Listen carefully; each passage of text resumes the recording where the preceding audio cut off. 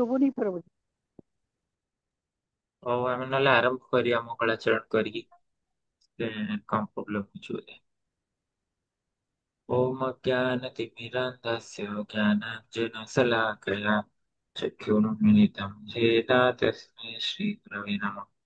नमो विष्णुपादाय कृष्णप्रेष्ठाय भूतले श्रीमते भक्तिवेदान्तस्वामिनिति नामिने।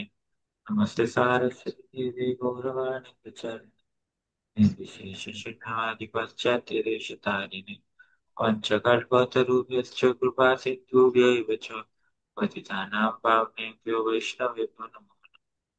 जय श्री कृष्ण चैतन्य प्रभु नित्यानंद श्री अद्वैत गदाधर शिवासदि गौर भक्त वृंद। हरे कृष्ण कृष्ण कृष्ण हरे हरे, हरे राम राम राम हरे हरे। हरे कृष्ण। तो भगवत आज में आगुरी आम भगवद गीतार जो प्रवचन इम्पोर्टाट थिला तापर आम संपूर्ण भावे आलोचना करथिली जन्म बंध उपरे। तो आज आम पढ़िबा भगवद गीतार गोटे बहुत सुंदर प्रवचन शिला प्रभुपाद देइछन्ति न्यूयॉर्क ठारे एप्रिल 8 1973 मसीह। भगवद गीता अध्याय 4 श्लोक 13।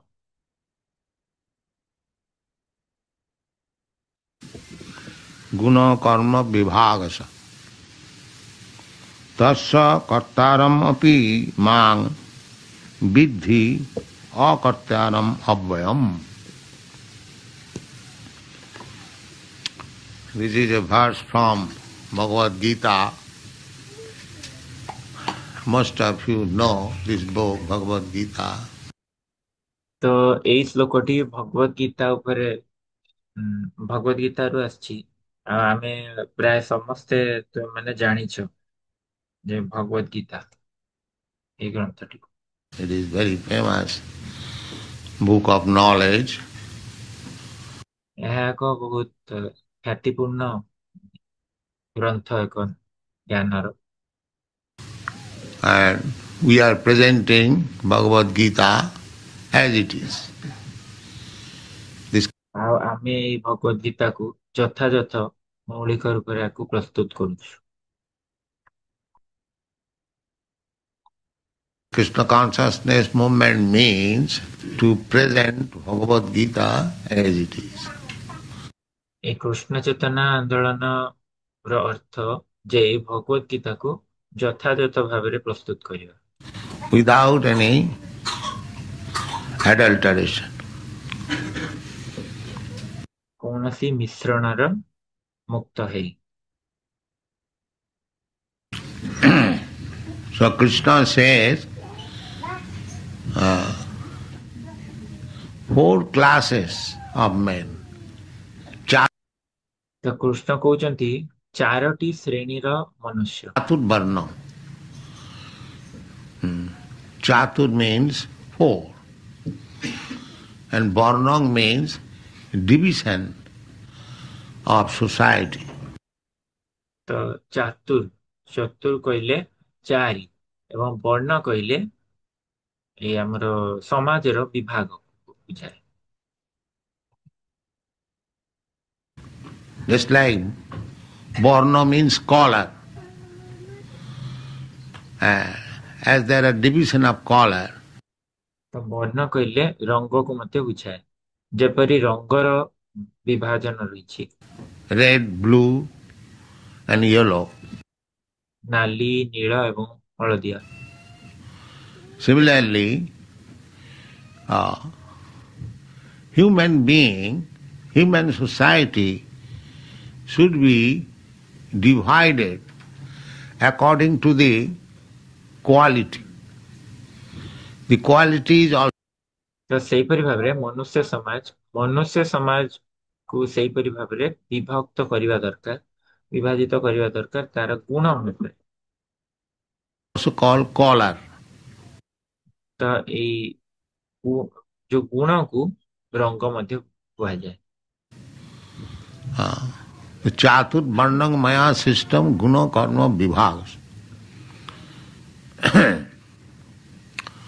So, there are three qualities in this material world. ତ ଆମର ଏଇ ଭୌତିକ ଜଗତରେ ତିନୋଟି ଗୁଣ ରହିଛି। Three qualities or three color. ତ ତିନୋଟି ଗୁଣ ବା ତିନୋଟି ରଙ୍ଗ, Red, blue and yellow. ନାଲି, ନୀଳ ଏବଂ ହଳଦିଆ। You mix it, then you become 81 colors. ତ ଏହାକୁ ଆମେ ମିଶ୍ରଣ କଲେ ଏହା ହେଇଯାଏ 81ଟି ରଙ୍ଗ। Three colors, 3 upon 3 multiplied, it becomes 9. ତ ତିନୋଟି ରଙ୍ଗକୁ 3ରେ ଗୁଣନ କଲେ 9 ହେଲା। 9 upon 9 multiplied, it becomes 81. ଆଉ 9କୁ 9 ସହିତ ଗୁଣନ କଲେ ତାହା 81। So, there are 8,400,000 different forms of living entities. ତ ଏହିପରି ଭାବରେ ରହିଛି 84 ଲକ୍ଷର ବିଭିନ୍ନ ପ୍ରକାରର ଜୀବଜନି। Due to this mixture of different qualities. এই ବିଭିନ୍ନ ଗୁଣ ମାନଙ୍କର ମିଶ୍ରଣ ଦ୍ୱାରା Nature is manufacturing different types of body ପ୍ରକୃତି ବିଭିନ୍ନ ପ୍ରକାରର ଶରୀରକୁ ପ୍ରସ୍ତୁତ କରୁଛି ବା ତିଆରି କରୁଛି according to the association of the living entity to the particular type of quality. ଯେପରି ଭାବରେ ଗୁଣ ସେ ଜୀବ ସହିତ ସଙ୍ଗ କରୁଛି ବା ସେ ଜୀବ ଯେପରି ସଙ୍ଗ କରୁଛି ଗୁଣର, ତ ସେଇପରି ଭାବରେ ସେ ଶରୀର ପ୍ରାପ୍ତ ହଉଛି।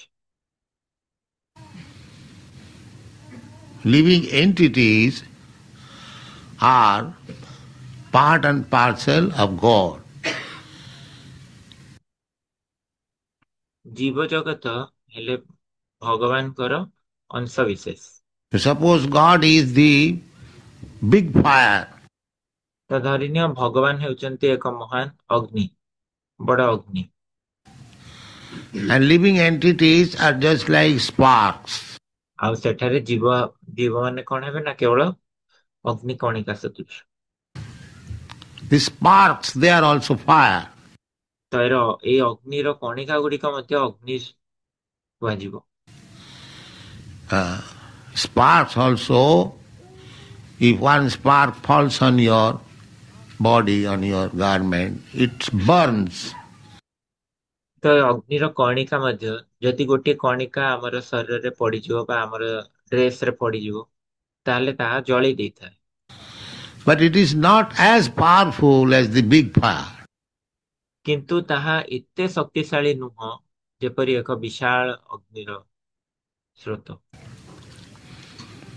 Similarly, God is all powerful. ତ ସେଇପରି ଭାବରେ ଭଗବାନ ହେଲେ ସର୍ବଶକ୍ତିମାନ, God is great. ଭଗବାନ ହେଲେ ମହାନ। We are part and parcel of God. ଆଉ ଆମେ ହେଲୁ ଭଗବାନଙ୍କର ଅଂଶ ବିଶେଷ। Therefore, our greatness is very, very small, infinitesimal. ସେଥିପାଇଁ ଆମର ମହାନତା ହେଲା ଖୁବ୍ ହି କ୍ଷୁଦ୍ର,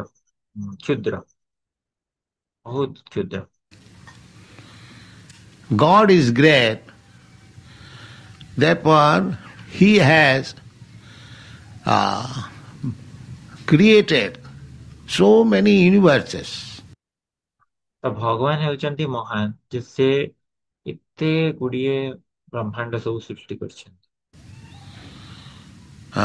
We cannot account for even one universe.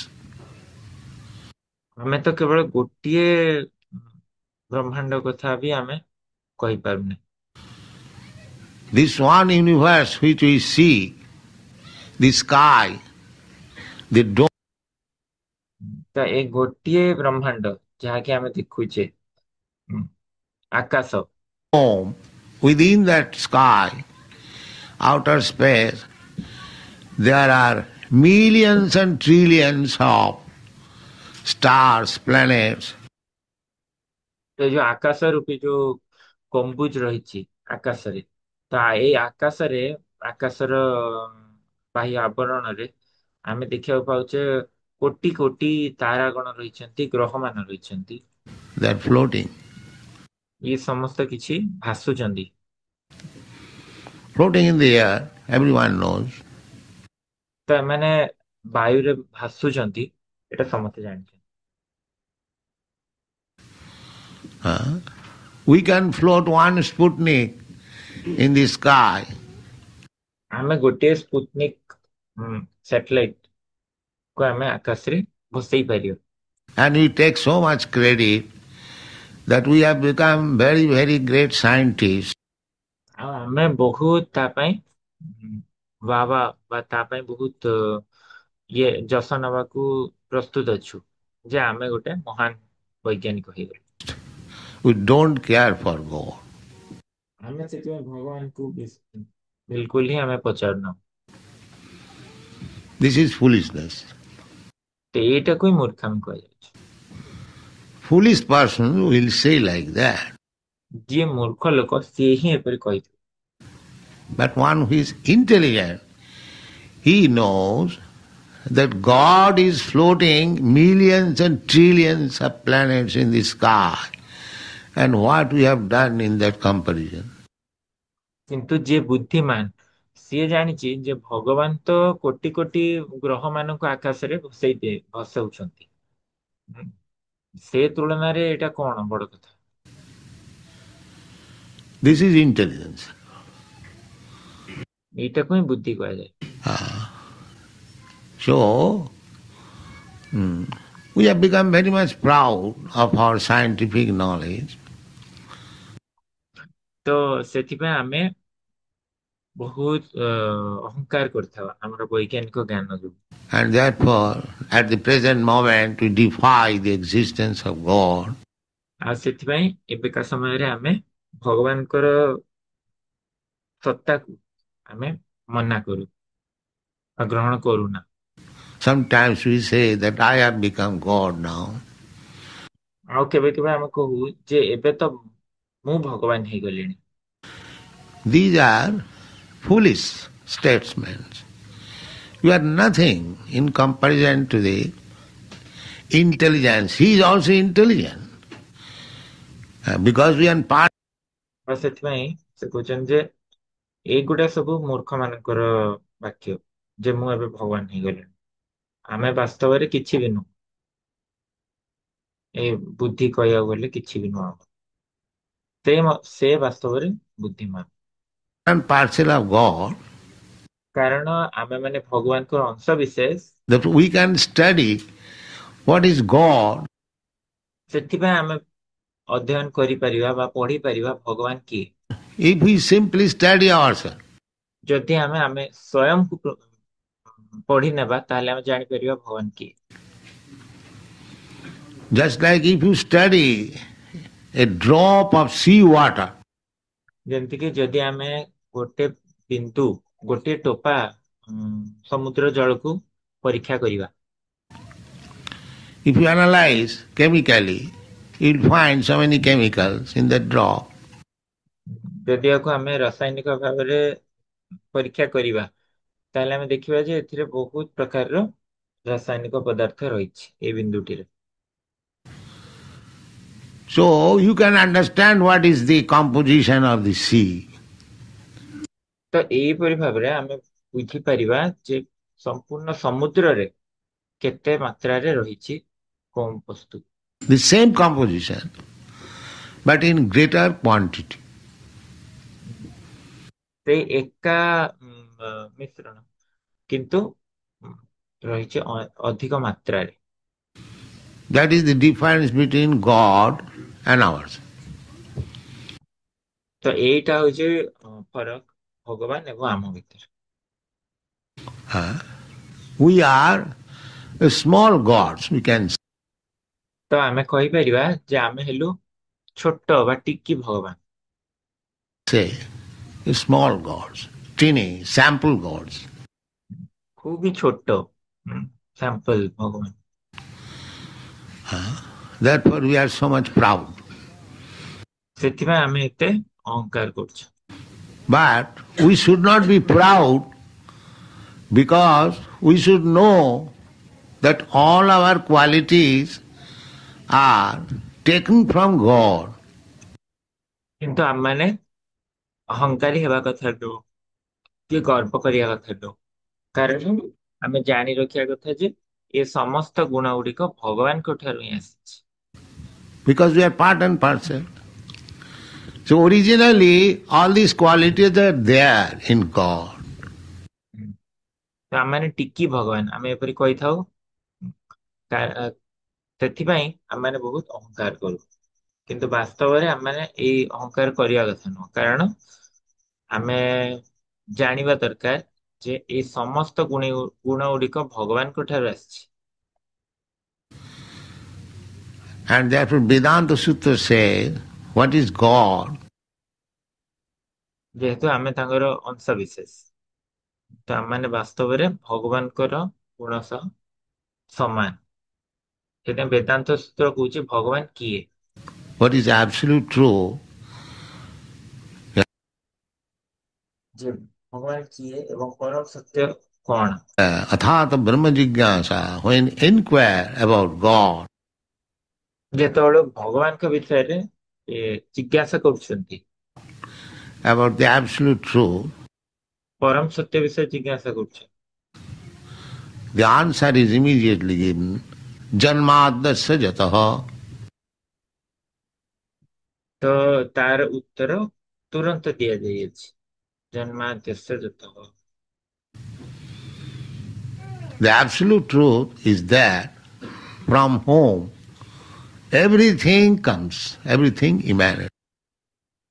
ତ ଏଇ ପରମ ସତ୍ୟଟି ହେଲା ତାହା ଯେଉଁଠାରୁ କି ସବୁ କିଛି ବାହାରିଅଛି।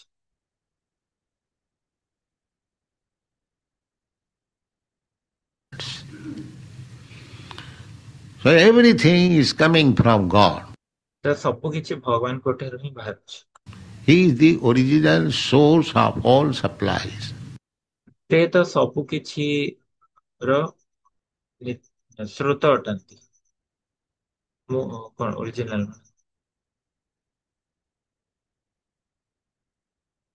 ମେନ୍ ସ୍ରୋତ। Now, what is our position? There are innumerable living entities. Nitya Nityanang Chetana ତ ଏବେ ଆମର ସ୍ଥିତି କଣ? ପ୍ରଥମରୁ ଆମେ ଅଛୁ କି?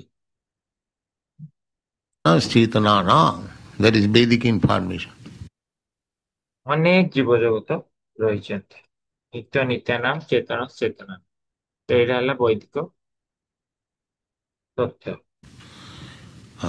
God is also a living entity like us, but he is the chief living entity. ତ ଭଗବାନ ମଧ୍ୟ ଜଣେ ଜୀବ ଅଟନ୍ତି, କିନ୍ତୁ ଆମ ଭଳି, କିନ୍ତୁ ସେ ହଉଛନ୍ତି ସର୍ବଶ୍ରେଷ୍ଠ ଆମ ସମସ୍ତଙ୍କ ମଧ୍ୟରେ। And we are also living entities. ଆଉ ଆମେ ମଧ୍ୟ ଜୀବ ଅଟୁ। Just like one father. Father may have got 20 children.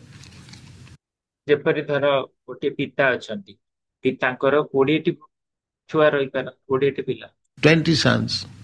20 Formerly they used to have 100 sons. ଆଗରୁ ତ ସେମାନଙ୍କର ହଉଥିଲା ଶହ ଶହ ପିଲା। Now the fathers have no such power. ଏବେ ତ ପିତାମାନଙ୍କର ସେତେ ଶକ୍ତି ନାହିଁ। But in the up to 5,000 years ago, King Dhritarashtra gave birth to 100 sons. 5000 ବର୍ଷ ପୂର୍ବ କଥା କହିଲେ ଧୃତରାଷ୍ଟ୍ର ମହାରାଜ ଶ୍ରେଷ୍ଠଙ୍କର ସେ ଜନ୍ମ ଦେଇଥିଲେ 100ଟି ପୁତ୍ର। Now we are we are saying that we are overpopulated. ଆଉ ଏବେ ଆମମାନେ କହୁଛେ ଯେ ଆମମାନଙ୍କର ଜନସଂଖ୍ୟା ବଢି ଯାଇଛି, But that's not the fact. କିନ୍ତୁ ଏହା ବାସ୍ତବିକ ସତ୍ୟ ଅଟେ ନା। At the present moment, where there is the question of overpopulation, ଆଜିର ସ୍ଥିତିରେ କୋଉଠି ଜନସଂଖ୍ୟା ବଢି ଯାଇଛି? now how many of us giving birth hundreds of children? ଏବେ ଆମ ଭିତରୁ କେତେ ଜଣ ଗୋଟେ ଶହ ପିଲା ଜନ୍ମ କରୁଛନ୍ତି? No, nobody. କେହି ବି। But formerly, a father could give birth to 100 children. କିନ୍ତୁ ଅତୀତରେ ଗୋଟେ ପିତା 100 ପୁତ୍ରଙ୍କୁ ବା ପିଲାମାନଙ୍କୁ ଜନ୍ମ କରିଦେଇ ପାରୁଥିଲେ। So there is no question of overpopulation. ତାହେଲେ ଜନସଂଖ୍ୟା ବୃଦ୍ଧିର ତ ପ୍ରଶ୍ନ ହିଁ ଉଠୁନି। And even there is overpopulation, we get information from the Vedas. ଯଦି ବା କିଛି ମାନେ जनगणना अधिक ହେଇଛି ତ ଆମେ ଶାସ୍ତ୍ରରୁ ପାଉଛେ जो बहुनाम विदधाति कामान, that one chief living entity, God, he can maintain innumerable living entity. ତ ପ୍ରଭୁପାଦ କଠୋପନିଷଦରେ ଏଇ ଶ୍ଲୋକଟି କହୁଛନ୍ତି ଏକ ବହୁ ନାମ ଯୋ ବିଦଧାତି କାମାନ। ସେ କହୁଛନ୍ତି ଯେ କିନ୍ତୁ ଜଣେ ମାତ୍ର ରହିଛନ୍ତି ସର୍ବଶ୍ରେଷ୍ଠ ଜୀବ ଆଉ ସିଏ ହେଲେ ଭଗବାନ। There is no question of overpopulation. ଆଉ ସିଏ ଅଶେଷ ଜୀବ ଜଗତର ରକ୍ଷଣାବେକ୍ଷଣ କରିପାରନ୍ତି। ତ କୌଣସି ପ୍ରଶ୍ନ ହିଁ ଉଠୁନାହିଁ जनसंख्या बढ़िबार। This is a false theory. ଏହା ଏକ ଭୁଲ ତଥ୍ୟ ବା ଥିଓରି ଅଟେ। If God can create, he can maintain also. ଯଦି ଭଗବାନ ସୃଷ୍ଟି କରିପାରୁଛନ୍ତି ତାହେଲେ ସେ ରକ୍ଷଣାବେକ୍ଷଣ ମଧ୍ୟ କରିପାରିବେ। And actually this is the fact. ଆଉ ବାସ୍ତବରେ ଏହା ହିଁ ସତ୍ୟ ବା ତଥ୍ୟ ଅଟେ। Traveling all over the world, there are so much vacant places upon the surface of the ପ୍ରଭୁପାଦ କହୁଛନ୍ତି ଆମେ ତ ଯାଉଛୁ, ଯେତେବେଳେ ଆମେ ଯାଉଛୁ ପୃଥିବୀର ଗୋଲାକାର ଉପରେ ତ ସେଇଠି ଏତେ ଜାଗା ସବୁ ଖାଲି ଜାଗା ରହିଛି globe that the 10 times more than the present population can be easily maintained. ପ୍ରଭୁପାଦ କହୁଛନ୍ତି ଏତେ ଖାଲି ଜାଗା ରହିଛି ଯେ 10 ଗୁଣ ବର୍ତ୍ତମାନର ଜନଗଣନା ଠାରୁ 10 ଗୁଣ ଲୋକଙ୍କର ବହୁତ ସହଜରେ ରକ୍ଷଣାବେକ୍ଷଣ ହେଇଯିବ। But we do not know how to use it. କିନ୍ତୁ ଆମେ ଜାଣିନୁ ବାସ୍ତବରେ ତାକୁ କିପରି ସହାୟତା ନେବାର ହେଇଥାଏ। In Africa, in Australia, in your America, there is enough land still lying. Africa ହଉ କି ଅଷ୍ଟ୍ରେଲିଆ ହଉ କି ତୁମ ଆମେରିକାରେ ହଉ ବହୁତ ଜମି ଏବେ ମଧ୍ୟ ରହିଛି। But because we have encroached upon the land of Krishna, କିନ୍ତୁ ଯେହେତୁ ଏବେ ଆମେ ଭଗବାନ କୃଷ୍ଣଙ୍କର ଜମିକୁ ଅର୍ପିବାକୁ ଚାହୁଁଛେ, the difficulty is there. ସେଥିପାଇଁ ଆମେ କଷ୍ଟ ଭୋଗୁଛେ। China is overpopulated. ଯେପରି ଚାଇନା ତାର ଜନସଂଖ୍ୟା ଅଧିକ, India is overpopulated.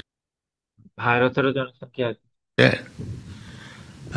But if we take to Krishna consciousness, these difficulties will be over within a second.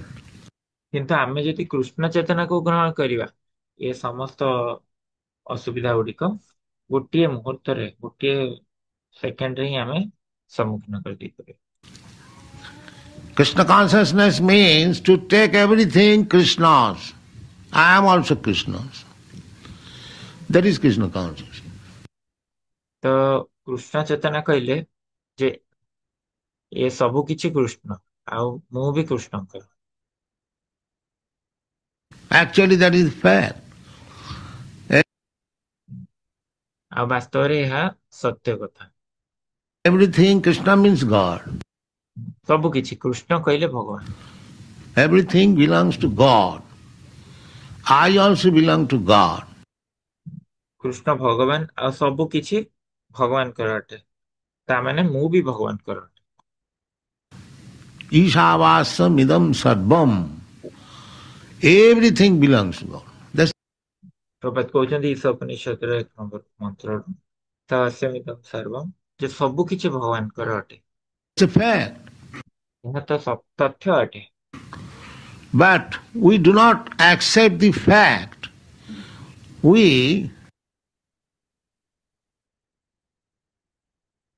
ହୁଁ। take ତ something ଆମେ ଏଇ ତଥ୍ୟକୁ ଗ୍ରହଣ କରୁନା। illusory. ଆମେ କୌଣସି ଭ୍ରମ କୁ ଗ୍ରହଣ କରିନଉଛୁ, That it is called Maya. ସେଥିପାଇଁ ତାକୁ ମାୟା କୁହାଯାଉଛି। Just like the Americans, they are claiming this land is for the American group. ଯେପରି ଆମେରିକୀୟ ନାଗରିକ ମାନେ, ସେମାନେ ଏହା ଦାବି କରୁଛନ୍ତି ଯେ ଏ ଭୂମି ଆମେରିକା ଗ୍ରୁପର ବା ଦଳର। Similarly, other nations, but the land actually belongs to God. ତ ଯେପରି ଆମେରିକା ଦାବି କରୁଛନ୍ତି ଯେ ଆମେ ଏ ପୃଥିବୀ ଭୂଖଣ୍ଡଟି ଆମେରିକାର, ସେପରି ଅନ୍ୟ ଦେଶମାନେ ରହିଛନ୍ତି, ସେମାନେ ମଧ୍ୟ ତାଙ୍କର ଦାବି କରୁଛନ୍ତି। କିନ୍ତୁ ବାସ୍ତବରେ ଏ ସମସ୍ତ ଭୂମି ଅଟେ କାହାର? ଭଗବାନଙ୍କର। Land, the sky, the water, and the products in the land, in the sky, in the water, everything belongs to God. ଆଉ ଏ ସବୁ କିଛି ଯେମିତି ଏ ଭୂମି, ଆକାଶ, ଜଳ ବା ଯେତେ ବସ୍ତୁ ରହିଛି ଏ ପୃଥିବୀ ଭୂପୃଷ୍ଠରେ, ଆକାଶ, ଜଳ ସବୁ କିଛି ଭଗବାନଙ୍କର ଅଟେ। And we are children of God. ଆଉ ଆମେ ହଉଛୁ ଭଗବାନଙ୍କର ସନ୍ତାନ। We have got the right to live at the expense of Father. ଆଉ ଆମର ଏ ଅଧିକାର ରହିଛି ଯେ ଆମେ ଭଗବାନଙ୍କର ଦ୍ଵାରା ରକ୍ଷଣାବେକ୍ଷଣ କରାଯିବ।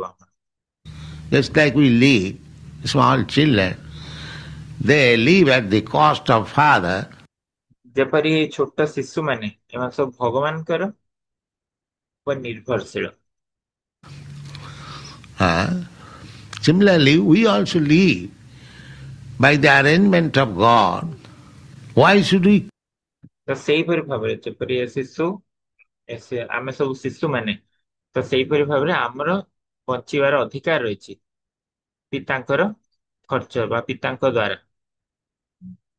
ଯେପରି ଆମେ ବଞ୍ଚୁଛେ ଛୋଟ ଛୋଟ ଶିଶୁ ହେଇ, ତ ସେମାନଙ୍କର ମଧ୍ୟ ବଞ୍ଚିବାର ଅଧିକାର ଅଛି।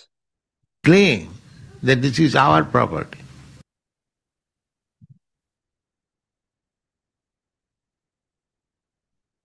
ତ ସେଥିପାଇଁ ଆମେ ଏହି ଦାବି କାହିଁକି କରିବା ଦରକାର ଯେ ଏଇଟା ମୋର ବୋଲି? ଆମେ ତ ଭଗବାନଙ୍କର ଆୟୋଜନରେ ରହିବା ଦରକାର। This is the idea of spiritual communism. ତ ଏହାକୁ ସ୍ପିରିଚୁଆଲ କମ୍ୟୁନିଜମ କୁହାଯାଏ। କମ୍ୟୁନିଜମ କହିଲେ କଣ ପଢିଥିଲେ ଆମେ? ସାମବାଦ, ସାମ୍ୟବାଦ, ଆଧ୍ୟାତ୍ମିକ ସାମ୍ୟବାଦ ଏହାକୁ କୁହାଯାଏ। In Bhagavad, these things are stated. ଭାଗବତରେ ଏଇ ସବୁ କଥା ଗୁଡିକ କୁହାଯାଇଛି। How to feel spiritual communism. କିପରି ଭାବରେ ଆଧ୍ୟାତ୍ମିକ ସାମ୍ୟବାଦକୁ ଆମେ ମହସୁସ କରିପାରିବା। In the spiritual communism, the present communists, they are thinking of the human being only. କିନ୍ତୁ ଏବେକାର ଯୋଉ ଲୋକମାନେ, କମ୍ୟୁନିଷ୍ଟ ମାନେ, ସେମାନେ କେବଳ ଭାବୁଛନ୍ତି ଯେ ମଣିଷ ମାନେ ହିଁ ଏଇଥିରେ ଆସିବେ। And the animals are being sent to the slaughterhouse. ଆଉ ମଣିଷ ମାନଙ୍କୁ ହିଁ ସେମାନେ ସମାନ ଦୃଷ୍ଟିରେ ଦେଖୁଛନ୍ତି, କିନ୍ତୁ ପଶୁ ମାନଙ୍କୁ ସେମାନେ କସାଇ ଘରକୁ ପଠେଇ ଦଉଛନ୍ତି। Although the human being and the animal is born in the same land, ଯଦିଓ ମଣିଷ ଏବଂ ସେ ପଶୁ ଦୁଇ ଜଣ ଯାକ ଗୋଟିଏ ଭୂମିରେ ଜନ୍ମଗ୍ରହଣ। Actually, they are also nationals. ତ ବାସ୍ତବରେ କହିବାକୁ ଗଲେ ସେମାନେ ମଧ୍ୟ ଦେଶର ନାଗରିକ ହେଲେ। National means one is born in that particular land. ତ ନାଗରିକ ମାନେ ଯିଏ ସେ ନିର୍ଦ୍ଧାରିତ ଜମିରେ ଜନ୍ମଗ୍ରହଣ। So why not these animals national? ତାହେଲେ ପଶୁମାନେ କାହିଁକି ନାଗରିକ ହେବେନି? But because they have no Krishna consciousness, କାରଣ ତାଙ୍କର କୃଷ୍ଣ ଚେତନା ନାହିଁ, they cannot think so broadly. ସେଥିପାଇଁ ସେମାନେ ସେପରି ଉନ୍ନତ ଧରଣର ଭାବି ପାରିବେ ନାହିଁ। They think nationalism means it is limited to the human being. ତ ସେମାନେ ଭାବିବେ ଯେ ବାସ୍ତବରେ ନାଗରିକତା ମାନେ ଏଇଟା କେବଳ ମଣିଷର ହିଁ ପାଖରେ ଲାଗିବ, Not to the animals, not to the trees. ପଶୁ ମାନଙ୍କୁ ନୁହଁ କି ଗଛ ମାନଙ୍କୁ ନୁହଁ। But when you become Krishna conscious, you understand that the trees, the plants, the reptiles, the aquatics, କିନ୍ତୁ ଯେତେବେଳେ ଆମେ କୃଷ୍ଣ ଭାବନାମୃତ ହେଇଥାଉ ତ ସେତେବେଳେ ଆମେ ବୁଝିଥାଉ ଯେ ଗଛ ଗୁଡିକ, ଏଇ ପୌଧା ବା ଏଇ ସରୀସୃପ, ଏଇ ଜଳଚର, ଏଇ ମଣିଷ, ପଶୁ, the human being, the beast, everyone, each and every one, part and parcel of God. ଏ ସମସ୍ତେ ପ୍ରତ୍ୟେକ ହିଁ ଭଗବାନଙ୍କର ଅଂଶ ବିଶେଷ ଅଟନ୍ତି। According to their karma, they have got different bodies. ତାଙ୍କର କର୍ମ ଅନୁସାରେ ସେମାନେ ବିଭିନ୍ନ ଶରୀର ପ୍ରାପ୍ତ ହୋଇଛନ୍ତି।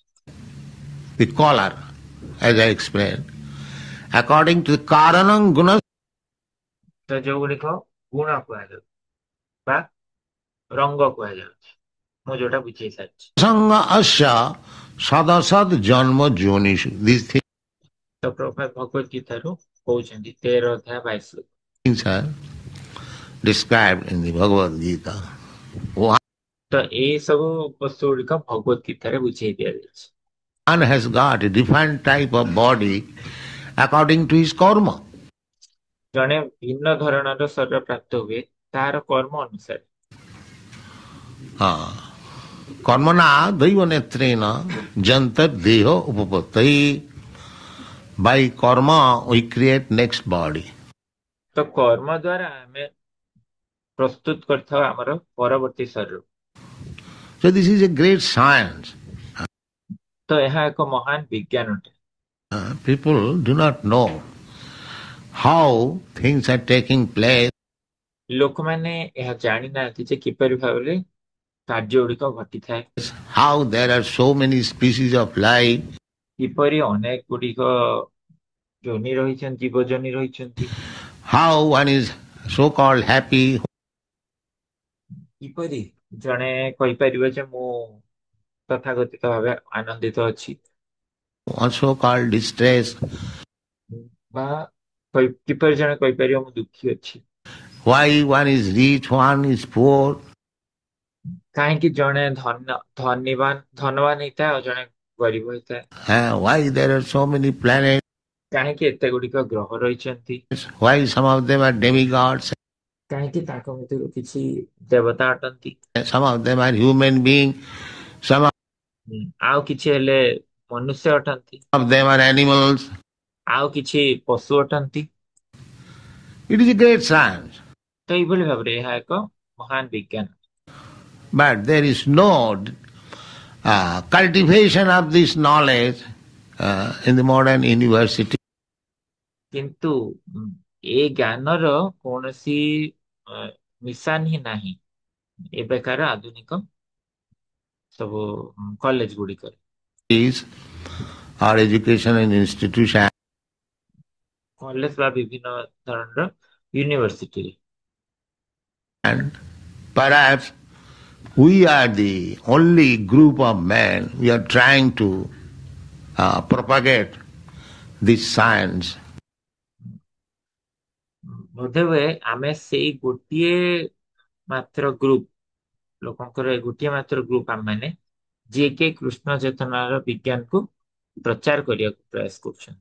of Krishna consciousness. But it is a perfect science to understand the position. କିନ୍ତୁ ବାସ୍ତବରେ ଏହା ଏକ ଖୁବ ମାନେ କଣ ସମ୍ପନ୍ନଶୀଳ ବିଜ୍ଞାନ ଅଟେ ଆମ ନିଜର ସ୍ଥିତିକୁ ବୁଝିବା ପାଇଁ। ତ ଆଜି ଏତିକି ଥାଉ। ଏଠି କଣ ପଢିଲେ କିଛି ପଏଣ୍ଟ ଯଦି କି ସେୟାର କରିବେ।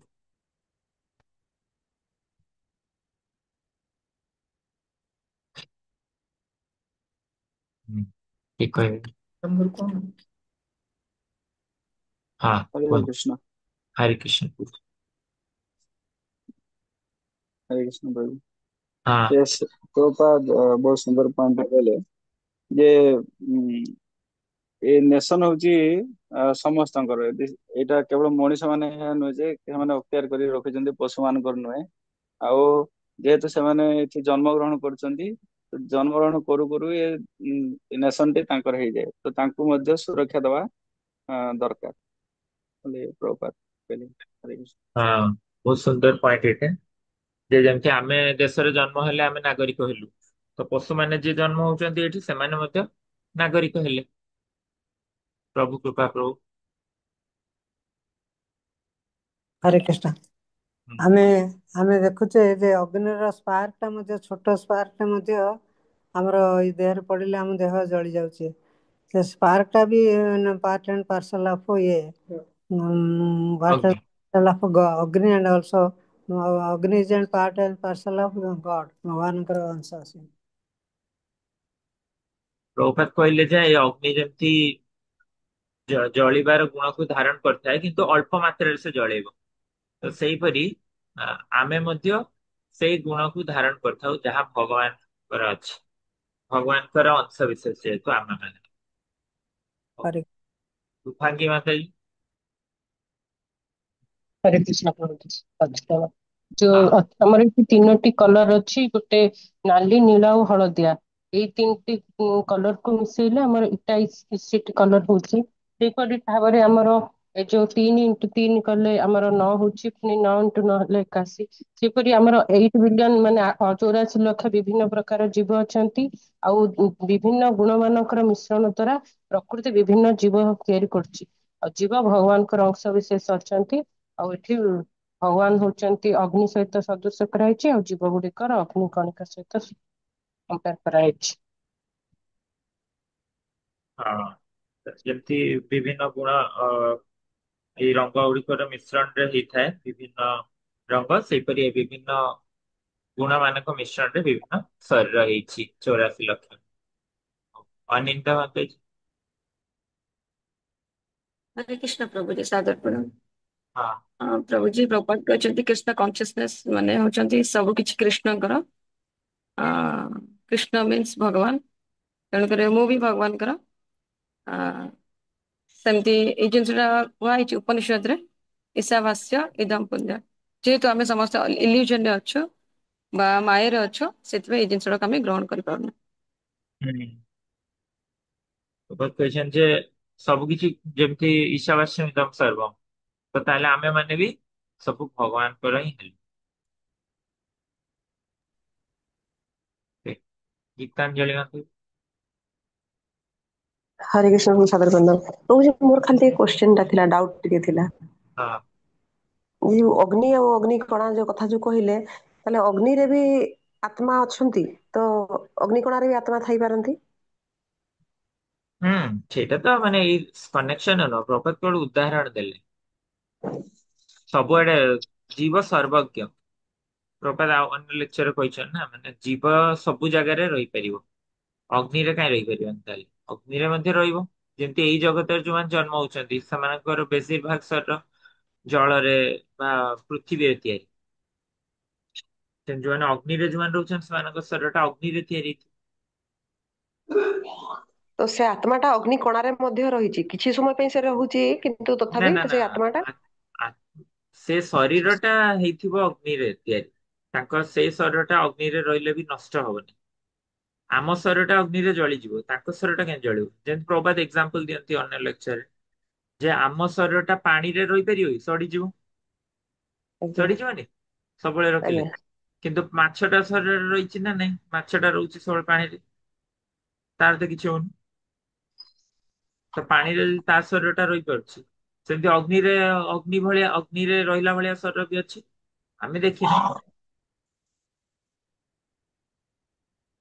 ଅଗ୍ନିକଣାଟା ଅଗ୍ନିରେ ଥିଲେ ସେ ଜୀବିତ ରହିବ, କିନ୍ତୁ ବାହାରିକି ଯେତେବେଳେ ସ୍ଫୁଲିଙ୍ଗ ହେଇଯାଉଛି ସିଏ ଲିଭି ଯାଉଛି। ହଁ ଲିଭିଯିବନି। ଯେମିତି ଆମେ ଏବେ ଭଗବାନଙ୍କ ସହିତ କନେକ୍ସନ ରେ ରହିଲେ ଆମର ନିତ୍ୟ ସ୍ୱରୂପ ଟା, ଆମ ସ୍ୱରୂପ ଟା ଦେଖାଯିବ। ନହେଲେ ଆମେ ମିଟିଗଲା ଭଳିଆ, ଯେମିତି ଅଗ୍ନିର ଭିତରେ ସେ ଅଗ୍ନି ସ୍ଫୁଲିଙ୍ଗ ଟା ଜଳୁଛି ଜୋରେ, ବାହାରକୁ ଆସିଲେ ସେଟା ଲିଭିଲା ଭଳିଆ ଖାଲି ଟିକେ ଟିକେ ଏମିତି ମାନେ ଟିକେ ସ୍ପାର୍କ କରୁଛି, ଖାଲି ଟିକେ ଲାଇଟ୍ ଦଉଛି ପୁଣି ଲିଭି ଯାଉଛି, ଟିକେ ଲାଇଟ୍ ଦଉଛି ଲିଭି ଯାଉଛି। ବାହାରେ ସ୍ଫୁଲିଙ୍ଗ ଟା ସେମିତି ହଉନି। ତ ଆମେ ସେମିତିଆ, ଆମେ ଯେତେ ପର୍ଯ୍ୟନ୍ତ ଭଗବାନଙ୍କ ସହ କନେକ୍ସନ ରେ ରହିବା, ଆମ ନିତ୍ୟ ସଚ୍ଚିଦାନନ୍ଦ ସ୍ୱରୂପକୁ ପ୍ରାପ୍ତ ହବ। ଆଉ ଦୂରେଇ ଗଲେ ପୁଣି ସଚ୍ଚିଦାନନ୍ଦ ହେବ। ତ ପ୍ରଭୁପା ସେଇଥିପାଇଁ କହୁଥିଲେ ଯେ ଯଦି ତୁମେ ଅଧ୍ୟୟନ କରିବ ଏଇ ଗୋଟିଏ ଇଏକୁ, ଯଦି ତୁମେ କେବଳ ଗୋଟିଏ, ଯେମିତି ଗୋଟେ ସମୁଦ୍ରରେ ଗୋଟିଏ ବିନ୍ଦୁକୁ ଯଦି ତମେ ଷ୍ଟଡି କରିଦେଲ, ତାହେଲେ ତୁମେ ପୁରା ସମୁଦ୍ରକୁ ଷ୍ଟଡି କଲା ଭଳି ହେଲା। ତ ସେଇପରି ଆମେ ଯଦି ନିଜକୁ ସ୍ୱୟଂକୁ କେବଳ ପଢି ନେବା, ତାହେଲେ ଭଗବାନଙ୍କ ବିଷୟରେ ବି ଆମେ ଜାଣିନେବା। ନିଜକୁ ମାନେ କଣ, ଏଇ ନିଜ ଆତ୍ମାକୁ ଆମେ। ହଉ ଆଜ୍ଞା ଥ୍ୟାଙ୍କ ୟୁ। ନିତ୍ୟ ମାତା। हरे कृष्ण प्रभु जी स्वागत प्रणाम। हाँ एक्चुअली प्रभुपाद जो बोले कि भगवान क्योंकि ये सुप्रीम कंट्रोलर ଆଉ ଆମେ ବି ଭଗବାନଙ୍କର ହିଁ ଗୋଟେ ଅଂଶ, ସେଥିପାଇଁ ଆମ ଭିତରେ ବି ସେ କଣ୍ଟ୍ରୋଲିଂ ପ୍ରବୃତ୍ତିଟା ରହୁଛି, ଅନ୍ୟକୁ କଣ୍ଟ୍ରୋଲ କରିବାର। ଆଉ ଆମେ ଯେହେତୁ ଭୁଲି ଯାଇଛେ ଭଗବାନଙ୍କର ଆମେ ଅଂଶ, ତ ଆମେ ବି ଅନ୍ୟକୁ କଣ୍ଟ୍ରୋଲ କରିବାକୁ ଚେଷ୍ଟା କରୁଛୁ। ହଁ, ସେ କଣ୍ଟ୍ରୋଲିଂ କରିବାର ଟେଣ୍ଡେନ୍ସି ମଧ୍ୟ ଆମ ଭିତରେ ଆସିଲା ଭଗବାନଙ୍କ ଠାରୁ, କାରଣ ଆମେ ତାଙ୍କର ଅଂଶ ବିଶେଷ। ପ୍ରଭୁ କୃପା ପ୍ରଭୁ କହିବେ। ହଁ ଆଜ୍ଞା 5000 ବର୍ଷ ପୂର୍ବରେ ଯେତେବେଳେ ଧୃତରାଷ୍ଟ୍ର ସେତେବେଳେ କଣ 100 ପୁତ୍ର ଜନ୍ମ ଦେଇଥିଲେ, କିନ୍ତୁ ଆଜିକାଲି କୌଣସି ପିତା ମାତେ 100 କଣ ଗୋଟେ ଦିଟାରୁ ଆଉ ଅଧିକା ଜନସଂଖ୍ୟା ପଡୁନି, ତଥାପି ଆମେ କହୁଛେ ଜନସଂଖ୍ୟା ବଢୁଛି। ବାସ୍ତବିକ ଏଟା ସତ୍ୟ ନୁହେଁ। ଆମେରିକା, ଅଷ୍ଟ୍ରେଲିଆ, ୟୁରୋପ ସବୁଠି ବହୁତ ଜାଗା ଅଛି, କିନ୍ତୁ ସେ ଜମି ଆମେ କଣ କରୁଛେ, ଜମି ବହୁତ ଅଛି କିନ୍ତୁ ସେଟା ଅଧିକାର କରିବାକୁ ଯିଏ ଯାହାର ଚାହୁଁଛନ୍ତି, କିନ୍ତୁ ଯିଏ କ୍ରିଷ୍ଣ କନସିୟସନେସ ରେ ଗ୍ରହଣ କରୁଛନ୍ତି ସେଇଟା, ସେ ସବୁ କିଛି ଠିକ ହେଇଯିବ। ଏତେ ସବୁ ନିଜ ପାଇଁ ଏତେ ସେଲ୍ଫ ଅଧିକାର କରିବାକୁ ଚାହିଁବେନି, ବୁଝିଲେ। ସବୁ everything belongs to God. Everything belongs to God. ପ୍ରଭାତ କହିଲେ ଯେ ଏଇ ଯୋଉ ଆମେ କହୁଛେ ଜନସଂଖ୍ୟା ବୃଦ୍ଧି ହେଇଯାଉଛି, କିନ୍ତୁ ଜନସଂଖ୍ୟା କେମିତି ବୃଦ୍ଧି ହେଲା? ଜନସଂଖ୍ୟା ତ ମାନେ 10 ଗୁଣ ଅଧିକ ଲୋକଙ୍କୁ ଆମେ ଖାଇବାକୁ ଦେଇପାରିବା। ପ୍ରଭାତ କହିଲେ ମୁଁ ସାରା ପୃଥିବୀରେ ବୁଲୁଛି, ମୁଁ ସବୁଆଡେ ଜାଣିଛି, ସବୁଆଡେ ମୁଁ ଜାଣିଛି ଯେ ପୃଥିବୀ ସାରା ଲୋକଙ୍କୁ ଆମେ କଣ ଖିଲେଇ ପିଲେଇ ପାରିବା। କିନ୍ତୁ ଆମେ ଭାବୁଛେ ଜନସଂଖ୍ୟା ବଢିଲାଣି, 10 ଗୁଣ ଲୋକଙ୍କୁ ଆମେ ଖିଲେଇ ଦେଇପାରିବା ଏବେ ଯେତିକି ଅଛି। ପ୍ରଭା ସେତେବେଳୁ କହିଛି। ଗୋଟେ ବହୁତ ସୁନ୍ଦର ଭିଡିଓଟେ ଏମାନେ ବାହାର କରିଛନ୍ତି, ଦେଖଉଛି ଏଇଟା।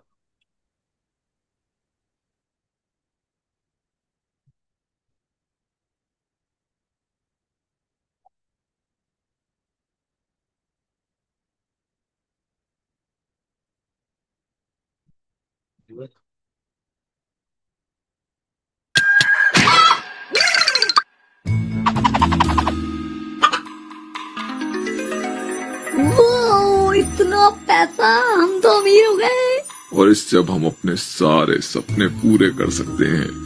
लेकिन हमारा सपना क्या है? इंसानों से बदला। Do you have a plan? Yes, हम इंसानों में पैदा करेंगे भूखमरी। वो कैसे?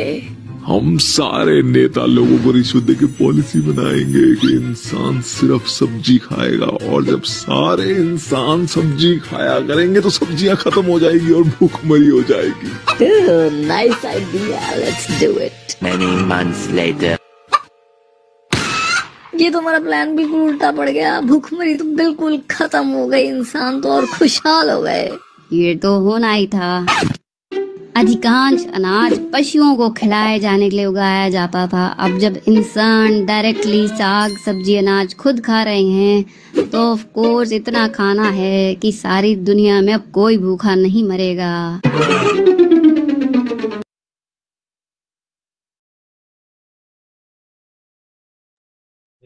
प्रभात एटा आउट लेक्चर भी कहूले जे जेतळो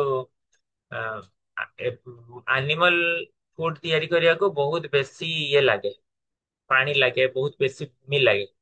तो जदि आमे सेतिकी भूमि रे हम जदि खाद्य पदार्थ करिबा, टबाको ए सब न करिके जदि आमे खाद्य पदार्थ शस्य करिबा ताले बहुत आमे सृष्टि कर पारे।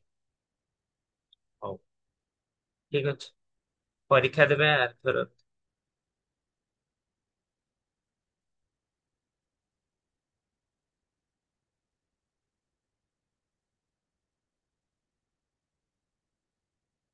हाँ, लिंक टा दिया जाइछि, समस्ते परीक्षा आगे दे दियंतु।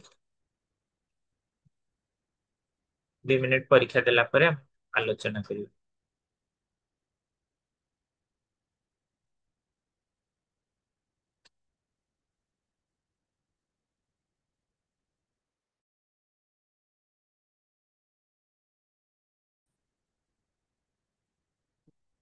हरे कृष्ण।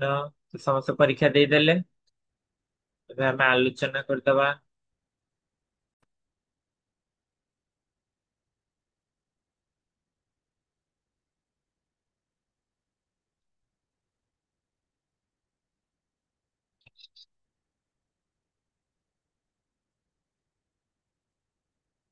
ତାହେଲେ ପ୍ରଥମ ପ୍ରଶ୍ନର କଣ ଉତ୍ତର? କଣ? ଯେତେଟି ଧର୍ମ ଏଇ ଧାରାରେ ଅଛି ତାର ମୂଳ ଲକ୍ଷ୍ୟ କଣ? ଏହି ଧାରା ମାନେ ଏଇଟା ଆକ୍ଚୁଆଲି କୃଷ୍ଣ ଚେତନା ବା ଠିକ ରେ ଯୋଉଟା ଠିକ ଲାଇନ ରେ ଯୋଉଟା ଅଛି ତାର ଅର୍ଥ କଣ? ତାର ମୂଳ ଲକ୍ଷ୍ୟ କଣ? ପରମ ଚେତନା ସହ ଆତ୍ମ ଚେତନାକୁ ମେଳ, ନାଇଁ କି? ଠିକ ଅଛି ତ? ଆଜ୍ଞା ପ୍ରଭୁ। ଆଜ୍ଞା ପ୍ରଭୁ। ୟାର ଆନ୍ସର କଣ? ଯଦି ଜଣେ ପରମ ଲକ୍ଷ୍ୟ ପାଇନାହିଁ କିନ୍ତୁ ଧର୍ମ ରୀତିନୀତି ପାଳନ କରିଛି କେବଳ, ତାହାର ତାହେଲେ ତାର ସବୁ କାର୍ଯ୍ୟ କେବଳ ଶ୍ରମ ଅଟେ। ଶ୍ରମ ଏ ବହି କେବଳ, ନାଇଁ କି? ପରମ ଲକ୍ଷ୍ୟ ସେ ପାଉନି, ଭଗବାନଙ୍କର କଥା ଶୁଣିବାକୁ ଯାହା ରୁଚି ହଉନି, ତାହେଲେ ସିଏ ଯେତେ ରୀତିନୀତି କଲେ ବି କଣ ଆଉ ଶ୍ରମ ହେବ ହିଁ କେବଳ। ଠିକ ଅଛି।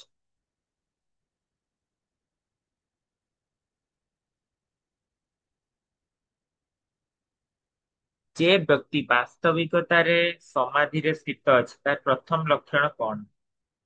କଣ ହବ? ସମାଧିରେ ଯିଏ ଅଛି,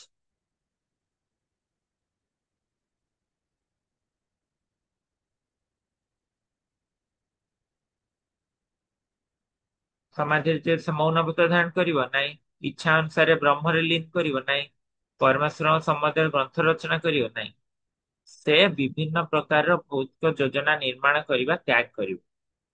ସମାଧିରେ ଅଛି, ଭଗବାନଙ୍କ ଇଚ୍ଛା ଅନୁସାରେ କାର୍ଯ୍ୟ କରିବ। ଯୋଜନା ନିର୍ମାଣ କରିବାର ପ୍ରବୃତ୍ତିକୁ ତ୍ୟାଗ କରିବାର ବାସ୍ତବିକ ତାତ୍ପର୍ଯ୍ୟ ଜଣେ ନବବୋଧ ବ୍ୟକ୍ତି ପାଇଁ କଣ? ଯୋଜନାକୁ ଯେତେବେଳେ ଜଣେ ତ୍ୟାଗ କରିବ ତା ମାନେ କଣ? ତା ମାନେ ସେ ଭଗବାନଙ୍କର ଇଚ୍ଛାକୁ ଗ୍ରହଣ କରିବ। ତ ଏଠି କଣ ଲେଖା ହେଇଛି? ହଳଦିଆଟା ପରମେଶ୍ୱରଙ୍କ ଠାରୁ ଯୋଜନା ନିର୍ଦ୍ଦେଶ ଗ୍ରହଣ କରିବ, ତାହେଲେ ନିଜ ଯୋଜନାକୁ ତ୍ୟାଗ କରିବ ନାହିଁ। ଗୁରୁ ପରମ୍ପରା ସେଇ ମାଧ୍ୟମ ଅଟେ ଯାହା ଦ୍ୱାରା ଆମେ ପରମେଶ୍ୱରଙ୍କ ଠାରୁ ନିର୍ଦ୍ଦେଶ ଗ୍ରହଣ କରିଥାଉ। ଠିକ ନା? ଠିକ। और ଫଳଙ୍କ ନିର୍ଦ୍ଦେଶଟା ଗୁରୁ ପରମ୍ପରା ମାଧ୍ୟମରେ ହିଁ ଆସିଥାଏ। ଠିକ ଅଛି ତ ନା କଣ କହୁଛନ୍ତି? ଆଁ? यस ଆଜ୍ଞା प्रभु। ପ୍ରଭୁ। ଠିକ ଅଛି ତାହେଲେ ଦେଖିବା ମାର୍କ ଆମର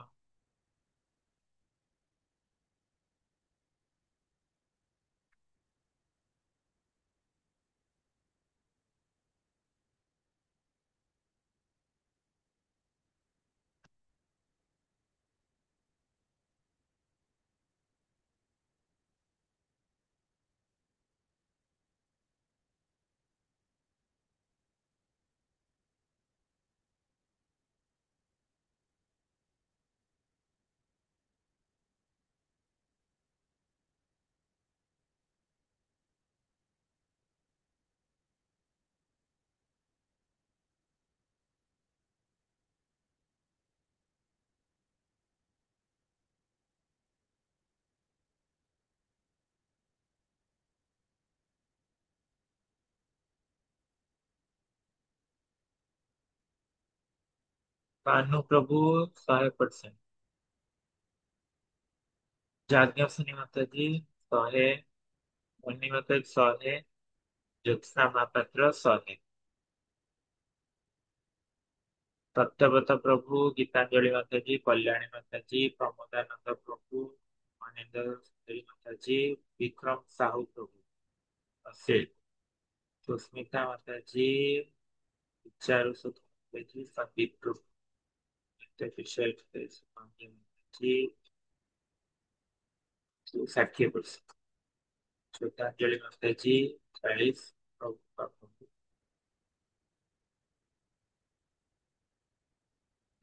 କିଛି ଅସୁବିଧା ନାହିଁ ପାର୍ଟନରଲି ସମସ୍ତେ ୱିଥରେ ରିଚ୍ ଜୟ ଶିଲ ପ୍ରଭୁପାଦ କି ଜୟ କୋଟି ବୈଷ୍ଣବ की जय हरे कृष्ण सादर प्रणाम। हरे कृष्णा हरे कृष्ण प्रभु। प्रणाम। हरे कृष्ण प्रभु।